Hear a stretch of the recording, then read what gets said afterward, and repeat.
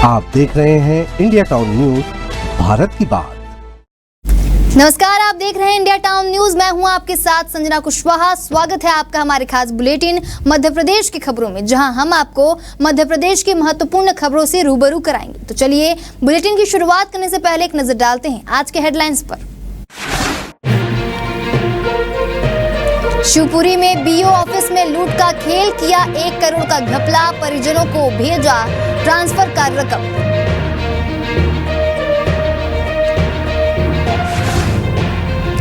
खंडवा में रोलर से कुचली गई शराब की बोतलें, 12,000 लीटर शराब नष्ट, पुलिस ने जब्त की थी यह शराब।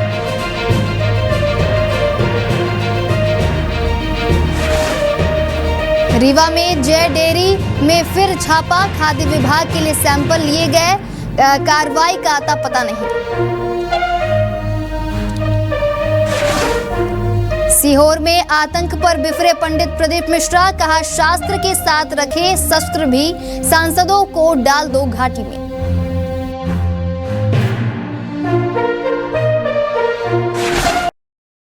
चलिए बढ़ते हैं खबरों की ओर।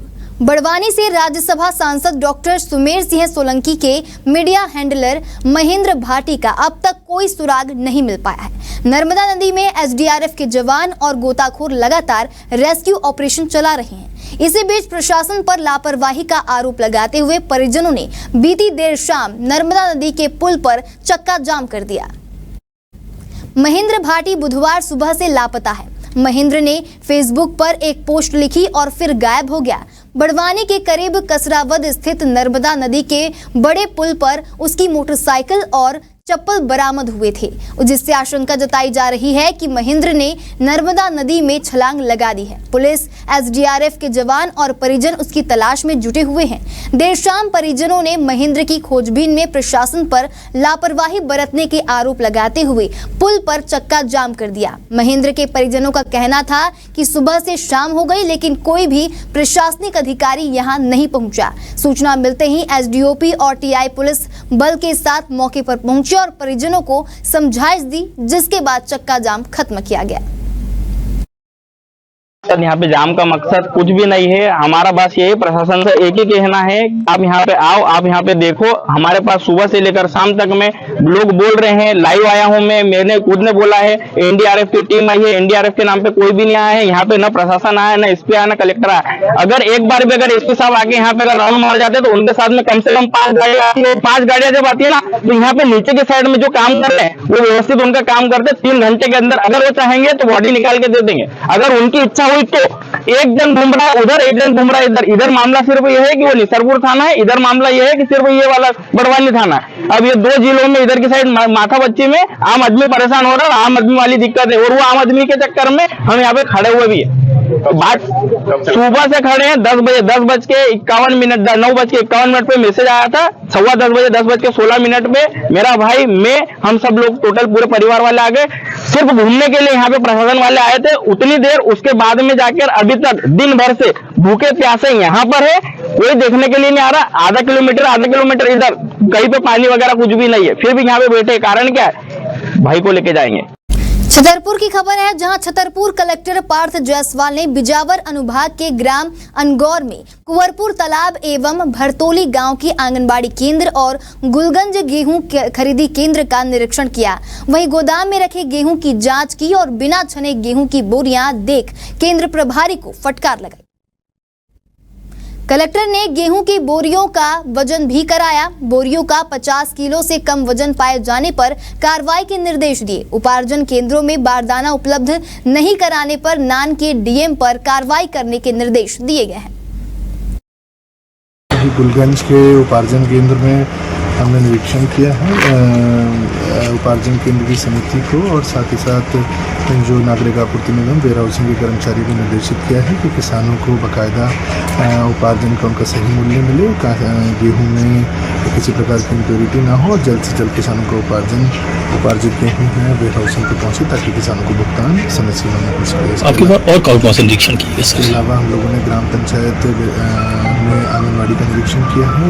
एक हमने जल गंगा संवर्धन अभियान के तालाब के जीर्णोद्धार का काम अनगौर में देखा है। उसके अलावा जल जीवन मिशन के WTP का काम करेंगे। कंसल्टेशन किया गया। Thank you sir.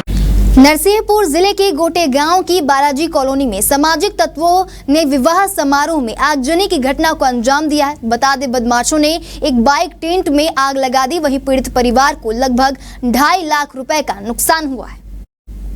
पीड़ित परिवार की युवती सलीना ने बताया कि उसके भाई की शादी थी। रिसेप्शन पार्टी के लिए टेंट लगाया गया था।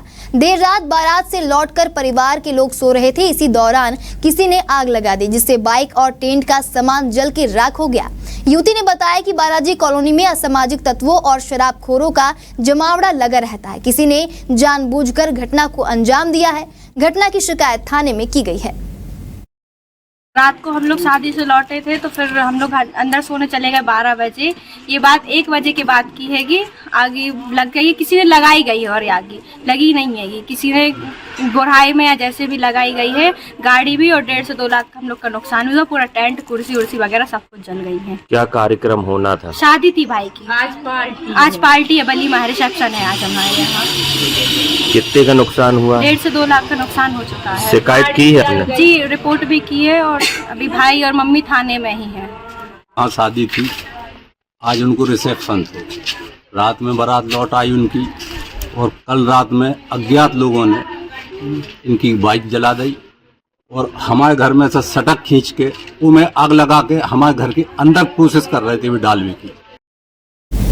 जय डेयरी में 15 दिन के अंदर दूसरी बार खाद्य विभाग की टीम पहुंची। जिले के एडिशनल एसपी और अन्य उपभोक्ताओं को भी इस डेयरी की मिलावटी और अमानक खाद्य सामग्री खपाई गई थी। खाद्य विभाग की कार्रवाई के दौरान मीडिया के कैमरे में फ्रीजर पर घूमते कॉकरोच कैद हुए हैं।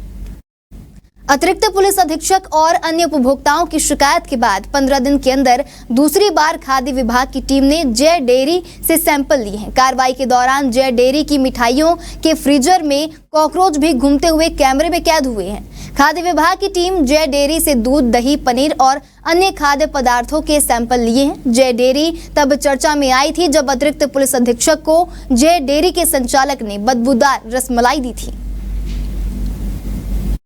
इसमें आज इसलिए यहाँ पे आए क्योंकि जो शहर के गणमान्य नागरिक हैं वो यहाँ के नियमित ग्राहक भी हैं और उन लोगों ने कतिपय संदेह व्यक्त किए हैं कुछ खाद्य सामग्री में और उनकी वो जांच कराना चाह रहे थे, जिसके मद्देनज़र हम यहाँ पे उपस्थित हुए हैं।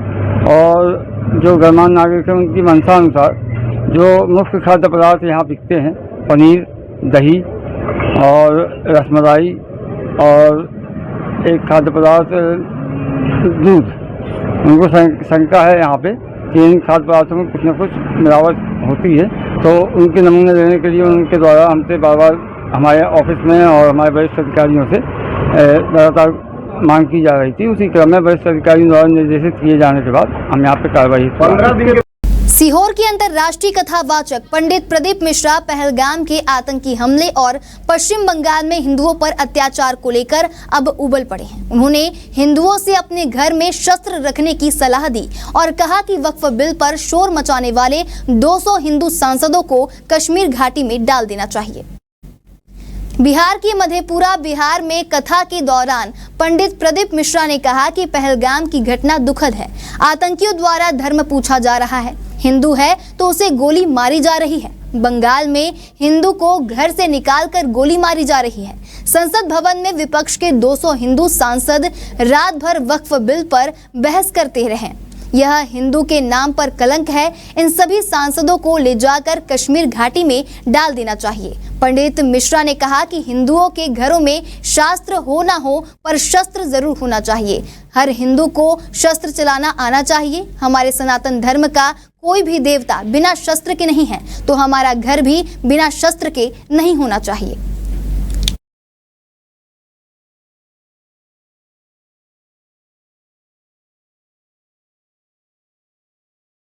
पर्यावरण संरक्षण एवं स्वच्छता को लेकर महापौर अमृता अमर यादव के मार्गदर्शन में निगम प्रशासन लगातार नवाचार कर रहा है। इसी क्रम में महापौर अमृता यादव ने नगर निगम प्रांगण में गरीबों के सामूहिक कार्यक्रमों के लिए निःशुल्क बर्तन बैंक का शुभारंभ किया। बैंक बर्तन के शुभारंभ अवसर पर महापौर अमृता यादव ने बर्तन बैंक का फीता काटकर शुभारंभ किया। अमृता यादव ने कहा कि नगर निगम द्वारा शहर में प्लास्टिक के उपयोग पर प्रतिबंध लगाया गया है। प्लास्टिक का उपयोग रोकने के लिए हमने बर्तन बैंक शुरू किया है।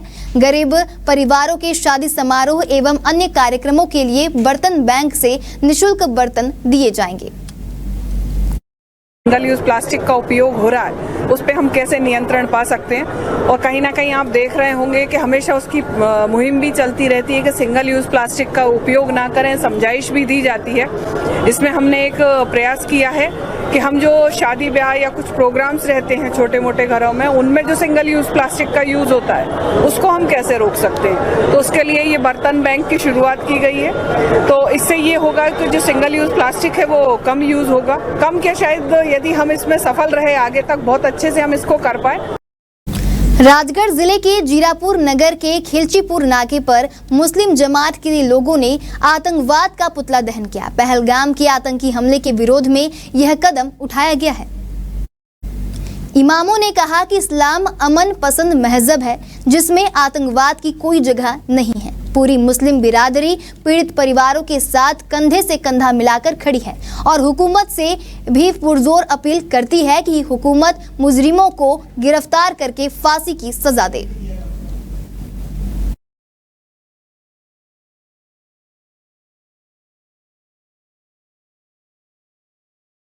भोपाल के इतवारा चौराहे पर ऑल इंडिया मुस्लिम त्योहार कमेटी और संयुक्त संघर्ष मोर्चा ने कश्मीर के पहलगाम में पर्यटकों पर हुए आतंकवादी हमले के विरोध में आज पुतला दहन कर अपनी नाराजगी जताई है।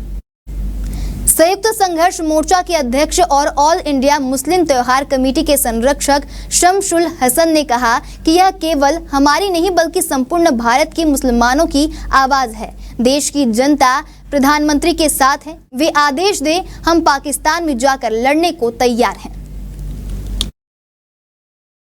इस रूप में एक सवाल ये है कि बार बार पाकिस्तान की तरफ से जो हमले होते हैं इस मुल्क पे एक मुल्क का माहौल थोड़ा बिगाड़ा जाता है। सवाल ये है कि हमारे पास तीनों सेनाएं ताकतवर है, जितनी पाकिस्तान की आबादी है उतनी हमारी सेना है हमारे पास। उसके बाद भी क्या मजबूरी है, इतने सशक्त ताकतवर प्रधानमंत्री, सशक्त सेनाएं और देश की आवाम आपके साथ, उसके बाद भी मीटिंगों में व्यस्तता रहना, हमला नहीं करना, पाकिस्तान को नेस्त नाबूद नहीं करना, ये एक सोच का विचारणीय प्रश्न है। मैं चाहता हूँ कि अगर हम नाश्ता अगर दिल्ली में करें तो खाना हमें लाहौर में खाना चाहिए। इस देश के प्रधानमंत्री से आपके चैनल के माध्यम से कहना चाहता हूँ कि किस बात की देरी है। तमाम इस मुल्क का अल्पसंख्यक समाज आपके साथ है, कंधे से कंधा मिलाकर 10 मिनट में पाकिस्तान को फतह करके हिंदुस्तान में मिला देंगे। देश के प्रधानमंत्री को इस अल्पसंख्यक समाज को बॉर्डर पे बुलाना चाहिए। जो घटनाएं घट रही है, पाकिस्तान जो है कायराना हमले हमारे देश पे कर रहा है, हम पाकिस्तान को चेतावनी देना चाहते हैं कि होश में आ जाओ, वरना तुम्हारे आगे निकाल के हम उससे हमारे देश की तुम्हारे खून से हमारे देश की मिट्टी को तेज देंगे। हम हमारे देश के प्रधानमंत्री और गृहमंत्री से मांग करते हैं कि आप सशक्त हैं, हमारी सेनाएं सशक्त है। अब वादे दावे से काम नहीं चलेगा। हमारी सेनाओं को आदेश दीजिए कि जाएं और पाकिस्तान को फतह करके आएं। कश्मीर घाटी के पहलगाम में आतंकियों द्वारा की गई पर्यटकों की हत्या के विरोध में हिंदू जागरण मंच ने सनावत के बस स्टैंड पर गांधी प्रतिमा के सामने शहीद पर्यटकों की आत्मा की शांति के लिए श्रद्धांजलि एवं शोक सभा का आयोजन किया।